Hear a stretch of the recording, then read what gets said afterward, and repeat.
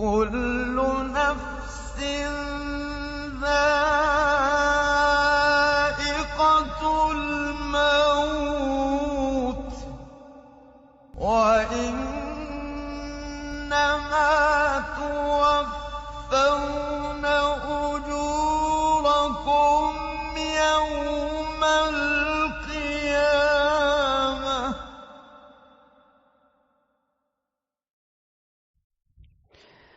كل نفس ذائقة الموت وإنما توفون أجوركم يوم القيامة فمن زحزح عن النار وأدخل الجنة فقد فاز وما الحياة الدنيا إلا متاع الغرور. Allah Azza wa Jal a dit dans le Coran Kullu nafsin dha'iqatul maut. Chaque âme goûtera à la mort. Wa innama tuwaffawna ujurakum yawmal qiyamah. Et certes, la rétribution et les récompenses de vos actes, vous ne l'aurez que au jour dernier. Et certes, la rétribution de vos actes, vous l'aurez uniquement au jour dernier, le plus gros de la rétribution, récompense, châtiment au jour dernier. فَمَنْ زُحْزِحَ عَنِ النَّارِ وَأُدْخِلَ الْجَنَّةَ فَقَدْ فَازَ. Donc celui qui a été écarté du feu de l'enfer et entré au paradis, il aura certes eu la victoire, فَقَدْ فَازَ. وَمَا الْحَيَاةُ الدُّنْيَا إِلَّا مَتَاعُ الْغُرُورِ.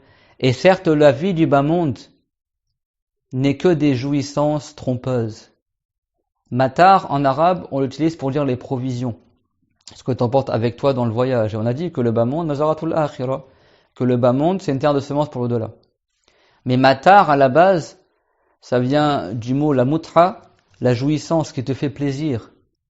Et Allah, Azza wa Jal, il a dit que le bas monde, ce sont que des choses qui te font plaisir de manière futile et qui te trompent. Matar al-ghurur. Al-ghurur, c'est la tromperie, la duperie. C'est-à-dire si quelqu'un il s'adonne au plaisir futile du bas monde, il est trompé en fait, ça le détourne de l'au-delà. Dieu il a dit que la vie du bas monde c'est l'arwan wa l'a'iban, que ce n'est que de la jouissance, des jeux. Et du lahu ça veut dire du divertissement. Et divertissement à la base ça veut dire ce qui te détourne d'autre chose. Ce qui te détourne d'autre chose. Le divertissement il te détourne de l'adoration Allah Azza wa Jal. Donc même le prophète, alayhi salam, il est décédé. Et chacun parmi nous décédera. Innaka mayyitun wa innahum mayyitun. Dieu l'a dit, certes tu es mayyit, et certes eux aussi sont mayyit. Que ce soit les musulmans ou non musulmans, tous on est mayyit. Mayyit en arabe, tu peux l'employer pour dire le mort, celui qui est décédé, ou celui qui va décéder. Ça veut dire celui qui est mortel, celui qui goûtera à la mort, celui qui mourra. Il est mayyit. Alors que mayyit en arabe, celui qui est mort. Al-maytu, on l'utilise en arabe que pour celui qui est déjà mort. Alors que mayyitu, al-mayyit, avec une shadda sur le ya, al-mayyit, ça veut dire soit celui qui est déjà mort, ou soit celui qui va mourir, celui qui est mortel. Innaka mayyit, certes toi Muhammad, tu vas mourir. Wa innahum mayyitun, et certes eux aussi, ils vont mourir. Donc celui qui a été écarté du feu de l'enfer, il aura certes eu la victoire en rentrant au paradis, c'est-à-dire que celui qui n'a pas été écarté de l'enfer, lui, il n'aura pas la victoire, mais il aura la défaite. Ya ayyuhan nasu attaqu rabbakum wakhshaw yawman la yajzi walidun an waladihi wala mawludun huwa jazin an walidihi shay'a. إن وعد الله حق فلا تغرنكم الحياة الدنيا ولا يغرنكم بالله الغرور إن الله عنده علم الساعة وينزل الغيث ويعلم ما في الأرحام وما تدري نفس ماذا تكسب غدا وما تدري نفس ماذا تكسب غدا وما تدري نفس بأي أرض تموت Inna Allah alimun khabir. Dieu l'a dit, Ya ayyuhan nas ittaqu rabbakum. Ô vous les gens, craignez votre Seigneur. Wakhshaw yawman la yajzi walidun an waladihi. Et craignez un jour dans lequel le père, il ne pourra pas juger pour son enfant. C'est pas le père qui va juger son enfant. Le père, il va essayer d'attendrir son jugement, il va essayer peut-être de laisser passer des choses parce que c'est son enfant. Il va essayer d'intercéder pour son enfant, faire en sorte que son enfant ne sera pas trop châtié. Et non, au jour dernier, c'est pas ton père qui va te juger. Le père, il pourra pas juger son enfant. Wala mawludun huwa jazin an walidihi. Et ni l'enfant né, il pourra intercéder pour son père qui est mort sur autre que l'islam. C'est pas ta famille qui vont te juger au jour dernier. C'est pas tes enfants qui vont intercéder si t'as pas cru en Allah Azza wa Jal. C'est Allah qui te jugera. C'est Allah qui te jugera au jour dernier. Subhanahu wa ta'ala. Wala mawludun huwa jazin an walidihi shay'a. Et aucun nouveau-né ne pourra intercéder pour son père si son père n'a pas été musulman croyant. Inna wa'dallahi haqq. Certes, ce que Dieu a promis est vrai et véridique et inévitable. Indahu ilmu sa'ah. C'est Dieu à lui seul qu'il sait quand est-ce qu'aura lieu le jour dernier. C'est lui seul qui a la connaissance de l'occurrence de l'heure du jour dernier, subhanahu wa ta'ala. Inna Allah indahu ilmu sa'ati wa yunazzilu al-ghayth. Certes, Dieu à lui seul a la science de quand est-ce qu'aura lieu le jour dernier. Et certes, Dieu à lui seul fait descendre le secours, c'est-à-dire la pluie. Il n'y a que Dieu qui sait quand est-ce que la pluie elle va tomber. Et même s'il y a la météo, etc., est-ce que la météo te dit combien de gouttes de pluie elles vont tomber? Combien de quantité de pluie elle va tomber? Est-ce que sera là une pluie forte ou une pluie faible? Combien de litres d'eau vont tomber? Personne ne le sait. Même la météo ne te le dit pas. Et même la météo, elle ne sait pas à quelle heure la pluie va tomber. Et même la météo se trompe. Il n'y a que Dieu qui sait quand est-ce que la pluie arrive. C'est parmi le ghaib qu'on a parlé tout à l'heure que seul Dieu sait. وَيَعْلَمُ مَا فِي الْأَرْحَامِ. Et Dieu seul sait ce qu'il y a dans le ventre des mères. Aujourd'hui, ils te disent, on fait une échographie, les images en 3 dimensions. Et des fois, ils ne voient pas le deuxième bébé jumeau qui était caché derrière le premier bébé lors de l'échographie. Et des fois, l'échographie, ils disent c'était une fille, et ils continuent, en fait, c'était un garçon. Et même si dans l'échographie, ils voient des choses, est-ce que les non-musulmans ou les musulmans, quand ils font une échographie, ils savent est-ce que l'enfant, il va être musulman ou pas? Et combien va vivre l'enfant? Et combien l'enfant aura de subsistance? Et est-ce que l'enfant, il aura tel ou tel caractère ou pas? Et la couleur de ses yeux, etc., etc. En réalité, il n'y a que seul Allah Azza wa Jal qui sait ce qu'il y a dans le ventre de la mère.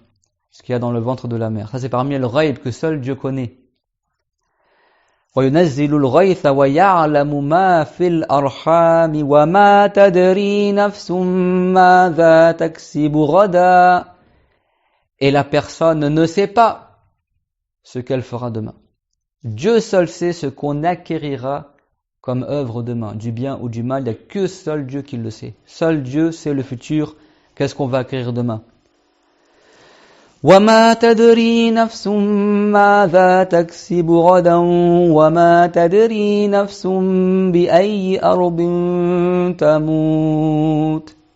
La personne ne sait pas ce qu'elle acquérira demain et elle ne sait pas dans quelle terre elle va mourir. وَمَا تَدْرِي نَفْسٌ بِأَيِّ أَرْضٍ تَمُوتُ. Et la personne ne sait pas dans quelle terre elle décédera. Inna Allah alimun khabir. Certes, c'est Dieu à lui seul qui est alim, celui qui sait toutes choses, khabir, celui qui a la connaissance de toutes choses dans l'absolu, subhanahu wa ta'ala. Et ça, c'est les 5 clés de la connaissance qu'on appelle mafatihul ghaib. Les 5 clés du ghaib, de ce qui est caché, que seul Dieu connaît, subhanahu wa ta'ala. وعنده مفاتح الغيب لا يعلمها إلا هو. Et Dieu à lui seul a les clés du ghaib, les clés de ce qui est caché. Seul lui, subhanahu wa ta'ala, les connaît. وَيَعْلَمُ مَا فِي الْبَرِّ وَالْبَحْرِ وَمَا تَسْقُطُ مِنْ وَرَقَةٍ إِلَّا يَعْلَمُهَا وَلَا حَبَّةٍ فِي ظُلُمَاتِ الْأَرْضِ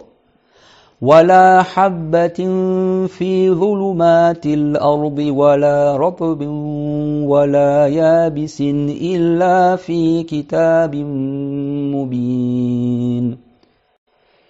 Et Dieu, à lui seul, sait les clés, mafatih al-ghaib, les clés du ghaib. Et il sait ce qu'il y a sur la terre ferme, dans la terre. Et il sait ce qu'il y a dans la mer. وَيَعْلَمُ مَا فِي الْبَرِّ وَالْبَحْرِ وَمَا تَسْقُطُ مِنْ وَرَقَةٍ إِلَّا يَعْلَمُهَا. Et il n'y a pas une seule feuille d'arbre qui tombe sur le sol sans que Dieu ne la connaisse. وَلَا حَبَّةٍ, ni une seule graine, فِي ظُلُمَاتِ الْأَرْضِ, dans les obscurités de la terre, ni une chose humide, et ni une chose sèche, sans que Dieu ne la connaisse. Dieu sait toutes choses. وَلَا رَطْبٍ وَلَا يَابِسٍ إِلَّا فِي كِتَابٍ مُبِينٍ. Et toutes ces choses-là du bas monde, elles sont dans la table préservée, dans une écriture claire. Et Dieu sait toutes choses, et lui seul connaît les 5 clés du ghaib de ce qui est caché. C'est quoi les 5 clés? Alors, il-Moussar, la connaissance de quand est-ce qu'aura lieu le jour dernier, que Dieu nous accorde une bonne fin et un beau visage au jour dernier. Amin. Wa yunazzilu al-ghayth, il fait descendre la pluie, quand est-ce que la pluie descendra. Wa ya'lamu ma fil arham, il sait qu'est-ce qu'il y a dans le ventre de la mer. Wa ma tadri nafsum madha taksibu ghada, et la personne ne sait pas ce qu'elle fera demain. Et Dieu il le sait, subhanahu. Wa ma tadri nafsum bi ayyi ardin tamut, et la personne ne sait pas également dans quelle terre elle mourra. La personne ne sait pas où est-ce qu'elle va mourir. Et nous, on demande à Allah combien de mon état, et beaucoup de musulmans demandent de mourir dans la terre de Al-Baqiyah. Comme il disait Omar ibn al-Khattab, Allahumma mautan fi sabilik, wa fi ardi nabiyyika, fais-moi mourir fi sabilillah, dans la voie que tu as agréée, et enterre-moi dans la terre de ton prophète à Médine. Et Dieu lui a exaucé. Il est mort martyr, parce qu'un non-musulman l'a assassiné durant la prière, et il est mort à Médine, il a été enterré à côté du prophète Mohammed, alayhi salatu wassalam, également dans la chambre de Aïcha, radiyallahu anha.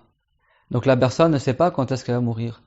Les savants du tafsir, ils citent et ils mentionnent dans l'explication de ces versets honorés qu'on vient de réciter, qu'à l'époque du prophète Sulaiman, qu'on avait évoqué tout à l'heure, il y avait un homme dans son assemblée, qui assistait à l'assemblée du prophète Sulaiman, alayhi salam. Le prophète Sulaiman, les djinns, les êtres humains, il y avait des chaises en or, des chaises en argent.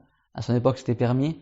Où les savants, ils s'asseyaient, où les gens, les saints et tout ça, ils s'asseyaient dans l'assemblée de Sulaiman. Il y avait aussi les djinns qui assistaient, les saints et les musulmans. Il y avait beaucoup de monde qui se rassemblait dans la cour du prophète Sulaiman, alayhi salatu wassalam.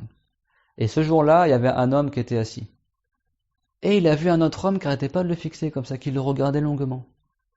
Et du coup, cette personne-là, elle a pris peur. Elle dit, pourquoi cette personne-là, il me regarde comme ça? Donc il allait voir le prophète Sulaiman, alayhi salam, cette personne-là. Il a dit, oh, Sulaiman, certes, cette personne-là, il n'arrête pas de me fixer et il me fait peur. Ordonne le vent, qu'il m'emporte loin d'ici. Je veux échapper à cette personne-là. Il me fait peur, ces gens-là. Toujours, il me regarde comme ça, il me fixe du regard. J'ai peur. Ordonne le vent qui me fasse voyager loin de là où tu es. Comme ça, il me regarde plus, cette personne-là. Sulaiman, alayhi salam, il a ordonné au vent de transporter cette personne-là jusqu'en Inde. Sulaiman était en Palestine, dans les pays du Cham. Le vent, il a envoyé cette personne-là à des milliers de kilomètres de là où était le prophète Sulaiman, alayhi salam. Et cette personne-là, qui était dans l'assemblée du prophète Sulaiman, qui n'arrêtait pas de fixer l'autre qui a demandé à Sulaiman de partir, c'était qui? C'était l'ange de la mort, Razraïl, alayhi salam, qui avait pris forme humaine et qui avait pris place dans l'assemblée du prophète Sulaiman. Il avait pris place, mélangé aux autres humains, sous apparence humaine, il avait pris place dans l'assemblée du prophète Sulaiman, alayhi salam. Et Sulaiman, il le savait. Il savait que c'était l'ange de la mort. Et l'ange de la mort, il restait à fixer cette personne-là qui avait pris peur.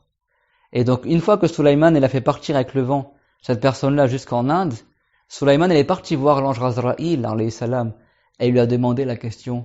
Il lui a posé cette question-là, il lui a interrogé, il a dit « Oh Razraïl, pourquoi donc tu restais à fixer cet être humain-là » Et Razraïl a dit « Subhanallah, je le fixais comme cela parce que je m'étonnais de le voir assis actuellement dans ton assemblée ici en Palestine, alors que Allah subhanahu wa ta'ala m'a ordonné que dans 1 heure, j'aille prendre son âme en Inde. Alors que Dieu m'a ordonné de prendre son âme en Inde et je le vois actuellement qu'il est chez toi en Palestine. Ça veut dire quoi? Ça veut dire que n'a eu lieu que ce que Dieu a prédestiné. Cette personne-là, il a eu craint, il a pensé échapper, peut-être même échapper à la mort, peut-être qu'il a ressenti une impression qu'il allait bientôt mourir. Il a voulu partir loin de Palestine parce que l'ange de la mort était présent, sans qu'il le sache, c'était l'ange de la mort bien sûr, mais il était présent en Palestine. Cette personne-là, il a pensé qu'en partant en Inde, il échappera. Et en réalité, effectivement, Allah Ta'ala avait ordonné à Azraïl de justement partir 1 heure après en Inde pour aller chercher l'âme de cette personne-là. Et donc quand Azraïl, sur le chemin, il s'est arrêté pour rendre visite au prophète Sulaiman, il a été étonné de voir cette personne-là en Palestine, alors que dans 1 heure, il allait prendre son âme en Inde. Ça veut dire quoi? Ça veut dire que tu n'échapperas pas à la mort. Tu n'échapperas pas à la mort. Et cette personne-là qui a pris peur, en réalité, elle est tout simplement allée à la terre où Dieu avait prédestiné qu'elle décède. وَمَا تَدْرِي نَفْسٌ بِأَيِّ أَرْضٍ تَمُوتُ. Et la personne ne sait pas dans quelle terre elle mourra. Cette personne-là, elle était en Palestine, mais Dieu a prédestiné qu'il meure en Inde. Il a pensé échapper à cet homme-là qui était en réalité l'ange de la mort Azraïl, et en fait il a rejoint le lieu de sa mort, qui était l'Inde, que Dieu nous accorde une fin heureuse. Allah tabaraka wa ta'ala a dit dans le Coran: لِلَّذِينَ لَا يُؤْمِنُونَ بِالْآخِرَةِ مَثَلُ السُّوءِ وَلِلَّهِ الْمَثَلُ الْأَعْلَى وَهُوَ الْعَزِيزُ الْحَكِيمُ وَلَوْ يُؤَاخِذُ اللَّهُ النَّاسَ بِظُلْمِهِمْ مَا تَرَكَ عَلَيْهَا مِنْ دَابَّةٍ وَلَكِنْ يُؤَخِّرُهُمْ إِلَى أَجَلٍ مُسَمًّى فَإِذَا جَاءَ أَجَلُهُمْ لَا يَسْتَأْخِرُونَ سَاعَةً وَلَا يَسْتَقْدِمُونَ. Allah tabaraka wa ta'ala a dit dans le Coran honoré: et pour ceux qui ne croient pas au jour dernier, à l'au-delà, et pour ceux qui ne croient pas à l'au-delà, lilladhina la yu'minun bil akhirah mathalu su, ils ont un mauvais exemple, ils sont dans un mauvais état ces gens-là, ils ont des mauvais caractères, ceux qui ne croient pas à la résurrection et à l'au-delà. Walillahil mathalul a'la, alors que Dieu lui, il a l'exemple de perfection. Ça veut dire que ces gens-là, ils ont des mauvais attributs de pas croire au jour dernier, alors que Allah Ta'ala, il a les attributs de la perfection qui est digne de lui subhanahu wa ta'ala. Il ne ressemble pas à ce qu'il a créé, et il est plus savant que tout savant. Wa fawqa kulli dhi ilmin alim. Wa fawqa kulli dhi ilmin alim. Au-dessus de tout savant, il y a celui qui sait tout. Dieu est au-dessus de toute chose par sa science subhanahu wa ta'ala et par sa puissance. Il a les attributs de perfection subhanahu wa ta'ala. Walillahil mathalul a'la wa huwal azizul hakim. Et il est celui qui est tout puissant, al-aziz, et al-hakim, celui qui crée toutes choses selon une sagesse. وَلَوْ يُؤَاخِذُ اللَّهُ النَّاسَ بِظُلْمِهِمْ مَا تَرَكَ عَلَيْهَا مِنْ دَابَّةٍ. Et si Dieu, il réprimandait dans le bas monde les gens pour leur injustice et que toute la rétribution serait dans le bas monde, alors Dieu, il n'aurait laissé aucun être vivant sur terre. Et les savants, ils ont dit à partir de cette ayah que certes Dieu, il fait mourir des animaux sur terre à cause des péchés des humains. Et tu vois pas ça aujourd'hui à cause de la débauche, à cause du gaspillage, de la consommation. Tu vois des animaux qui meurent, des espèces d'animaux qui disparaissent entièrement, qui sont en voie d'extinction, et les humains y meurent, et les animaux y meurent. Et ça, c'est dans le Coran. Parce que à cause des péchés, Dieu fait mourir les animaux sur terre. Et si Dieu, il aurait fait descendre toute la rétribution dans le bas monde, il aurait fait mourir tous les animaux sur terre. Il aurait fait mourir tous les animaux sur terre. وَلَوْ يُؤَاخِذُ اللَّهُ النَّاسَ بِظُلْمِهِمْ مَا تَرَكَ عَلَيْهَا مِنْ دَابَّةٍ. Si Dieu avait fait descendre la rétribution finale dans le bas monde, il aurait laissé en vie aucun être vivant. Parmi les dabba, c'est-à-dire tout ce qui circule sur la terre, on l'appelle dabba dans l'arabe littéraire. C'est pas que les montures, même les humains, on les appelle dabba dans le vrai arabe d'origine. Tout ce qui marche sur la terre, dabib. Il y a doubour à la mawajid al-ard, yuqal lahu dabba, on dit que c'est une dabba. وَلَكِنْ يُؤَخِّرُهُمْ إِلَى أَجَلٍ مُسَمَّى. Mais cependant, Allah Ta'ala, il retarde cela. Il retarde la mort à une échéance bien déterminée. إِلَى أَجَلٍ مُسَمَّى. فَإِذَا جَاءَ أَجَلُهُمْ لَا يَسْتَأْخِرُونَ سَاعَةً وَلَا يَسْتَقْدِمُونَ. Et lorsque viendra l'heure de la mort, alors les gens ne pourront pas retarder cette heure-là, leur échéance de vie, leur fin de vie, et ne pourront pas l'avancer. C'est-à-dire que l'heure, elle viendra en temps voulu, dans le temps que Dieu, il a prédestiné. Et il retarde la mort dans le bas monde jusqu'à cette heure-là qui sera inchangée. Ni tu pourras l'avancer, et ni tu pourras la repousser.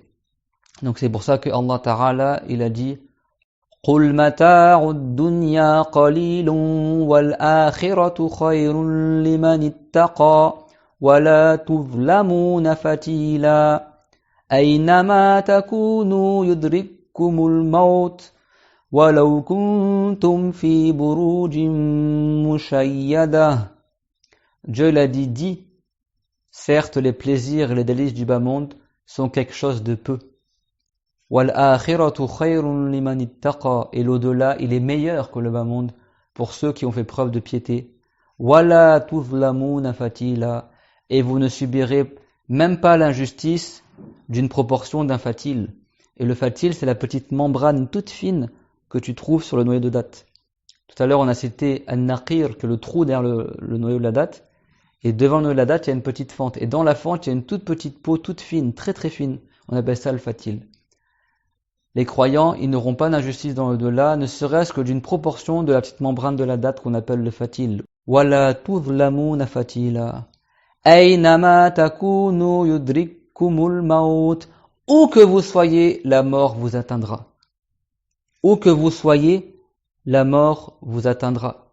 أَيْنَمَا تَكُونُوا يُدْرِككُمُ الْمَوْتُ وَلَوْ كُنْتُمْ فِي بُرُوجٍ مُشَيَّدَةٍ.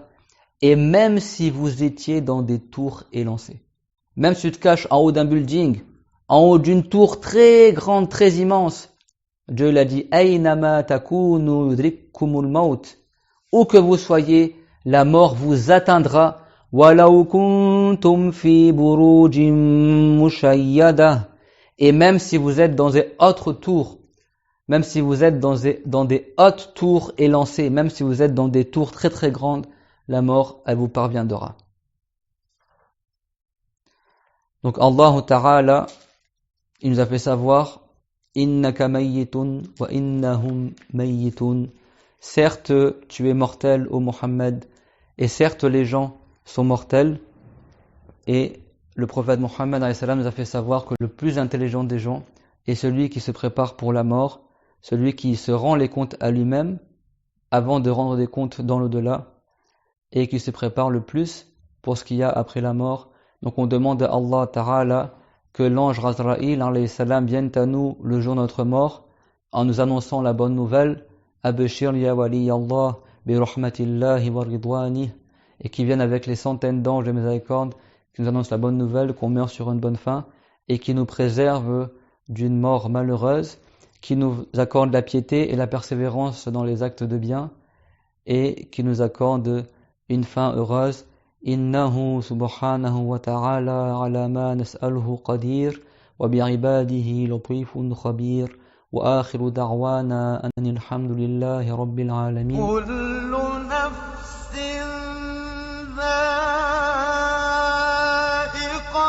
الموت